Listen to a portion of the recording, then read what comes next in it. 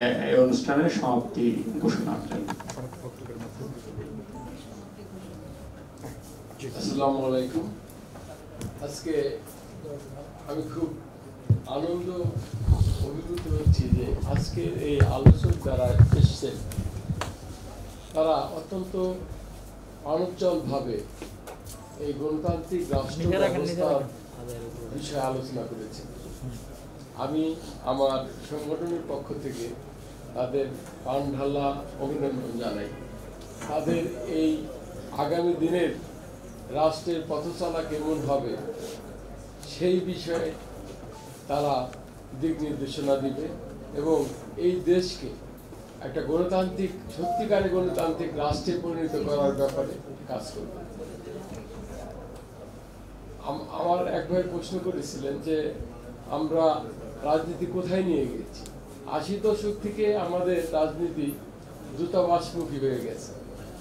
আমরা দেখছি যে কোনো সমস্যা হলেই রাজনৈতিক দলগুলি বিভিন্ন দূতাবাসে ধর্ণা দেয়, তারা সেখানে যায়, তাদের সঙ্গে আলোচনা করে।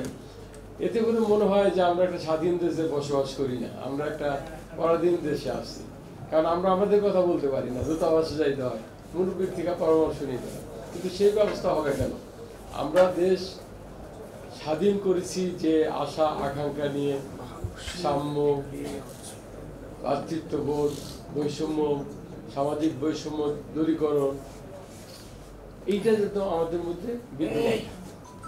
আর একভাবে বলেছেন যে রাজনৈতিক দলগুলি, ওনার সঙ্গে আমি একমত, রাজনীতি করতে গেলে আমি মনে করি কোনো নিবন্ধনের প্রয়োজন নাই।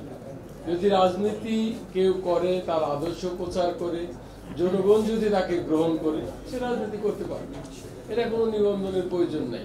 এরা আমার সাইফুল হক ভাই অনেক মিটিংয়ে বলেছি এবং আমি দেখেছি নিবন্ধিত যত দল আছে তার মধ্যে সাইফুল হক ভাই কি সর্বপ্রথম বলেছে রাজনীতিতে নিবন্ধন প্রয়োজন নাই। এবং এই আমি দেশের জন্য কাজ করব, দেশের মঙ্গল কামনা করব, এখানে আমার রেজিস্ট্রেশন কেন দরকার হবে? আমরা ইতিমধ্যেই রাজনৈতিক যে সংস্কার, গণতান্ত্রিক সংস্কারের কথা বলেছি। ইতিমধ্যেই যে একটা আলোচনা এসেছে আনুপাতিক গণতন্ত্রের কথা, এটা আমি অনেক আগে 2015 সালে আমার একটা রাজনৈতিক কর্মসূচিতে বলেছি যে আপনার পরিবর্তন চাই। 100% মানুষের ভোট দেওয়ার ক্ষমতা যেন থাকে, সেই ব্যবস্থা আমাদের আনতে হবে। আমি যেটা বলেছি আনুপাতিক গণতন্ত্রের কথা, সেটা আরো আলোচনা হতে পারে, সেটা এই টার্মেই হবে সেটাও আমি আশা করি না। কিন্তু আমাদের ওই ডক্টর জাহিদ বলেছে যে ধীরে ধীরে আগাতে হবে।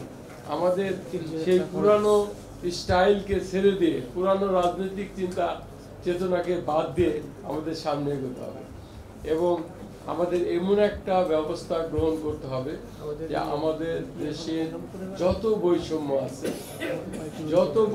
আছে, বৈষম্য নানা ধরনের, রাজনৈতিক বৈষম্য, অর্থনৈতিক বৈষম্য, সামাজিক বৈষম্য, যিনি ওই ভাই বলেছেন সেটা হলো রাজনৈতিক বৈষম্য, সেটাও একটা বৈষম্য। উনি রাজনীতি করতে চায় কিন্তু ওনাকে একটা কাঠামোর মধ্যে আটকিয়ে ফেলা হয়েছে, সেটা একটা রাজনৈতিক বৈষম্য। যেহেতু এই 5ই আগস্টে গণ অভ্যুত্থানের মাধ্যমে একটা বিস্ফোরণ হয়েছে মানুষের এই বৈষম্যের আকাঙ্ক্ষাকে, সেই আকাঙ্ক্ষাকে আগামী দিনে সকলেই সুন্দরভাবে সেই আকাঙ্ক্ষার দিকে নিয়ে যাবে দেশকে। এবং যারা নেতৃবৃন্দ আছেন, আমার এখানে উপবিষ্ট যে নেতৃবৃন্দ আছেন এবং অনেক দলেরই কর্মী এবং নেতৃবৃন্দ এখানে উপস্থিত আছেন, আমরা আশা করব যে এই গণতান্ত্রিক রাষ্ট্র পরিষদ সেই আকাঙ্ক্ষাকে পূরণ করবে, যেটা বৈষম্যগুলি কিভাবে দূর করা যায়। আমি কিছুদিন আগেই প্রথম আলোতে দেখলাম যে ব্রিক্স তারা কিন্তু গণতন্ত্র বিশ্ব চাচ্ছে। এটা পুতিন, রাশিয়ার প্রেসিডেন্ট, সে কিন্তু যে কথা বলে নাই এখন সে বলছে। আর তার আগেই আমরা গণতান্ত্রিক রাষ্ট্র চাচ্ছি, যেহেতু আমরা রাষ্ট্রের মধ্যে আছি, রাষ্ট্র চাচ্ছি যে একটা গণতান্ত্রিক রাষ্ট্র হোক, ইনসাফ ন্যায় প্রতিষ্ঠা হোক, মানুষের অধিকার প্রতিষ্ঠা হোক। যাই হোক, আপনাদের দীর্ঘ আলোচনা সমালোচনা খুব ভালো লেগেছে এবং আমাদের এই প্ল্যাটফর্মটি টোটালি অরাজনৈতিক, অদলীয়, যে কোনো মতের, যে কোনো চিন্তার, যে কোনো ব্যক্তি, যে কোনো গোষ্ঠী আমাদের সঙ্গে একমত পোষণ করতে পারে।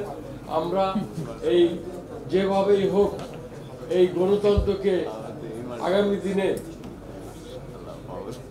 সুপ্রতিষ্ঠিত করার জন্য আমরা